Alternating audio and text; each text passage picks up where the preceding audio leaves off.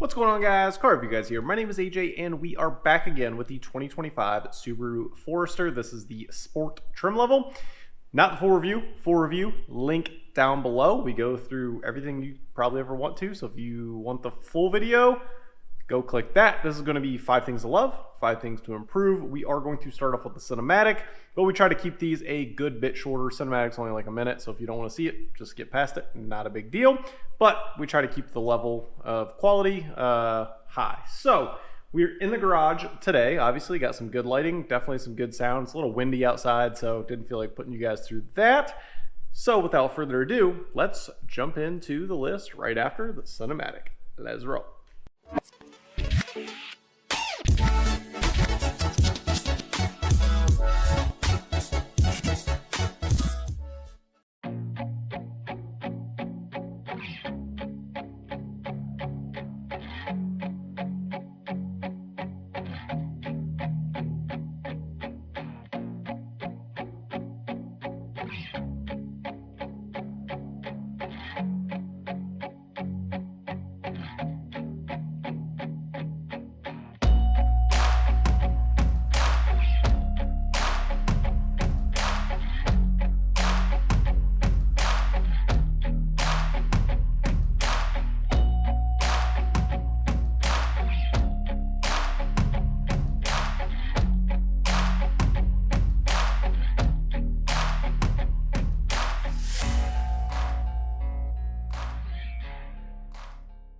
Starting with number 1 on the list for the 5 things to improve, that is going to be with the key fob. As you can see here, I wish there was remote start from the key fob.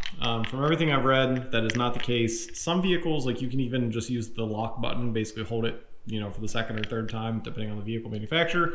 Remote start, from what I've read on forums, you cannot remote start it from the key fob. So I do wish that was the case. Not a big deal, but of course something to improve, and that's why I made the list. Number 2 on the list is here on the passenger seat. And again, talking about the Sport trim in particular, I do wish there was an option for a power passenger seat. That would definitely be a nice touch. The driver's side, however, is a power seat. Number 3 on the list is technically on the interior, but that would be an optional 360 camera on the Sport. It would definitely be nice. I mean, especially like if you're going off-road, right? Instead of getting out of your vehicle, you could click the camera, you could see all the way around it. Definitely would be a nice little improvement. Number 4 on the list would be an optional turbo model. Obviously, this is Sport. You can definitely see the appearance side of it, some changes. However, performance-wise, there's really not much of a difference. So having a turbo model, and this isn't just me, I've gone on the forums, some of you commenting on the review as well, something that seems to be in pretty popular demand. I don't think you guys want like crazy horsepower or anything, obviously, considering the vehicle, but I do think there are some of you that want just a little bit more, so that would be a nice option.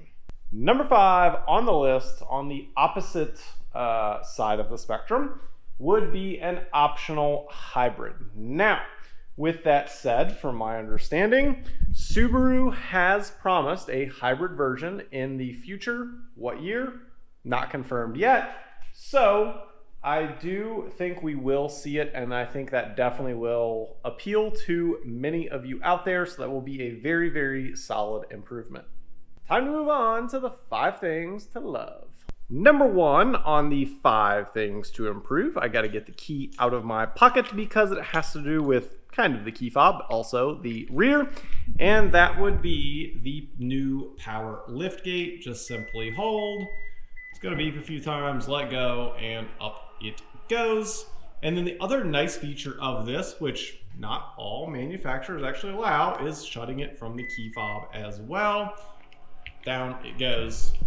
Super nice feature by Subaru. Number 2 on the love list is the lane centering, foresight, eyesight, whatever technically Subaru wants to call it, right? You guys get the idea. It's lane centering. It works whenever your cruise control is set. However, you really only have like lane departure warning basically, slash it'll kind of barely move the wheel if your cruise isn't set, so it's not the true lane centering capability. But whenever your cruise is set, it does a really nice job at keeping it center of the lane. And just to show you quickly, right there is the button for it. Press that, good to go. And of course there's adaptive cruise control as well, but I love the lane centering. Number 3 on the list is right there. And that is the symmetrical all-wheel drive. Obviously just a badge, but having true symmetrical all-wheel drive really does make a difference whenever you're driving. Now, on everyday street, are you necessarily going to notice it? Probably not versus other all-wheel drives, right? Because it's going to kick in whenever the power's there. However, if you are off-road or you are in the snow, there is a big difference with true symmetrical all-wheel drive. Subaru has, if not the best, then one of the best symmetrical true all-wheel drives on the market. Number 4 on the list is the gas mileage. Probably unsurprisingly, right? Again, true symmetrical all-wheel drive, and you will be getting upwards on the freeway of 32 mpgs. Now, we go through all of the details with that in the full review. However, that gives you a rough idea and definitely impressive for a true symmetrical all-wheel drive system. Number 5 on the list. Again, these are in no particular order, but number 5 is the ride quality for the price. Coming in under $40,000, right? And again, we go over what this exact vehicle costs and everything in the review, but under $40,000. And it's honestly up there with some of the top vehicles. Now, when I say top, like, I'm probably comparing it to vehicles similar size, shape of around $50,000 to $60,000. So this is priced well lower, right?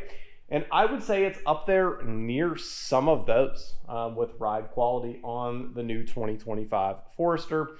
So it's definitely a big compliment. I think they've done really good, especially with soundproofing. And the doors, again, I go over my full review, but they just have such a nice solid thunk. Like, just listen. I know it's quirky. Listen. Nice solid thunk. Like, you can feel it. There's a difference. Like, trust me, when you drive vehicles every single week, you can really tell that difference, and this one does have that. If there's anything else you guys would like to know, please comment down below. I try my best to respond to every single person. We generally have a new car every single week for you all, and we are over 20,000 subscribers. I appreciate each and every one of you, and as always, I'll catch you guys on the next one. Peace.